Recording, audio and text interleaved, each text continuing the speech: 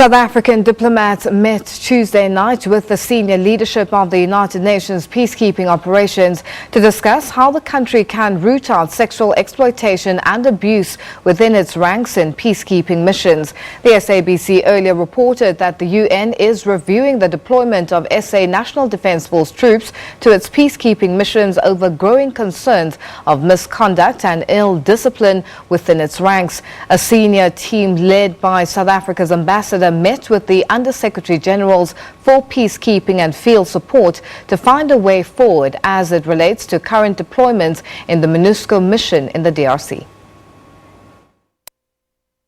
Tonight's meeting was over an hour long and came after we reported on frustrations from within the UN over how South Africa was responding to questions related to its long-term strategy in stamping out sexual abuse and exploitation among troops it deploys to foreign theatres under the UN flag.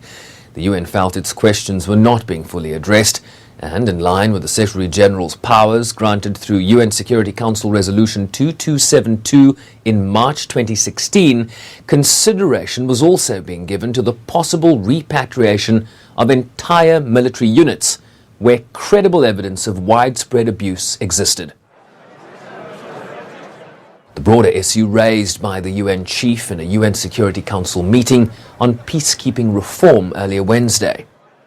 I have launched a new approach to sexual exploitation and abuse by ensuring that victims have a clear way to report allegations and working with troop and police contributing countries to address allegations and impunity and prevent future cases.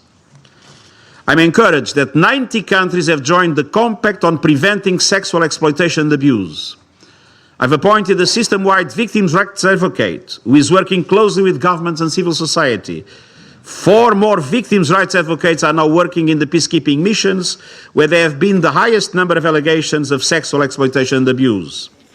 South Africa has yet to sign the compact, but the country's ambassador says he's requested authorization from Pretoria to join the agreement.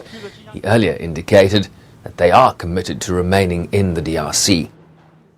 Well, we are even now requested to make sure that we provide night vision helicopters by June, because they still need us. I mean, DRC, Eastern DRC still needs South Africa there. So we'll discuss with both Under-Secretary General of Peacekeeping, Secretary of Support, to discuss and iron out these issues.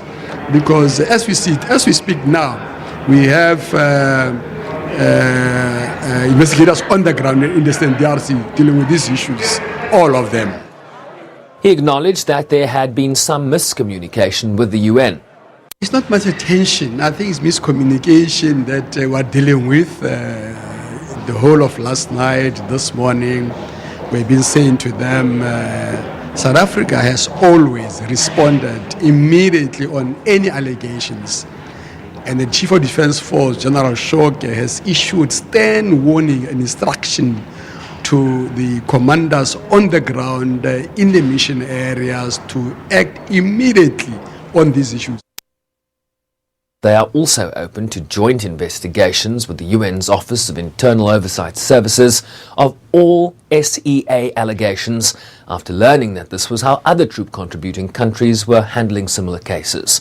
The UN earlier indicated its requests for such investigations had been rebuffed. More meetings are planned between both sides as they move to resolve the impasse. Sherman Bryceby's SABC News